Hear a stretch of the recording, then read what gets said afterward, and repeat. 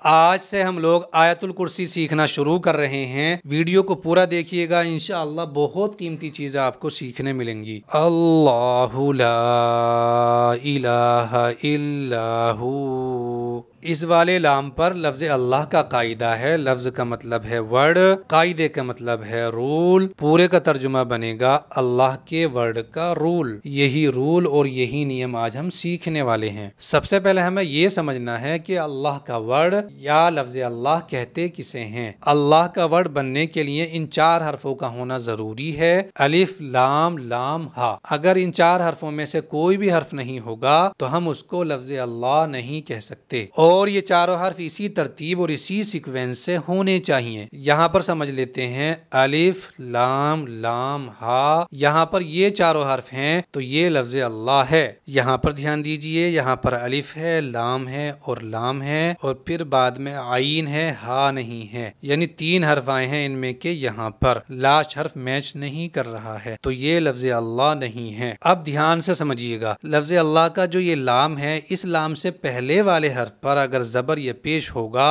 تو اس والے لام کو موٹا پڑھیں گے۔ یہاں پر دیکھو، یہ لفظ اللہ کا لام ہے اور اس سے پہلے والے حرف یعنی حمزہ پر زبر ہے، تو یہ والا لام موٹا پڑھا جائے گا۔ کیسے پڑھیں گے موٹا؟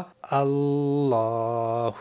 جو لوگ لفظ اللہ کا قاعدہ نہیں جانتے ہیں وہ اس والے لام کو باریک ہی پڑھتے ہیں۔ لام کو باریک پڑھنا ہے، اللہ۔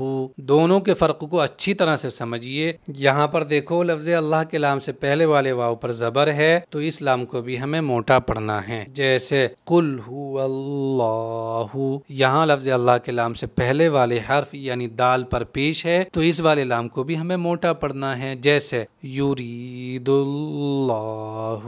دوسری بات یہ ہے کہ لفظ اللہ کے لام سے پہلے والے حرف پر اگر زیر آ جاتا ہے تو پھر اس والے لام کو ہمیں باریک پڑھنا ہے۔ یہاں دیکھو، لفظ اللہ کے لام سے پہلے والے حرف نون پر زیر ہے تو اس والے لام کو ہم باریک پڑھیں گے، جیسے دین اللہ۔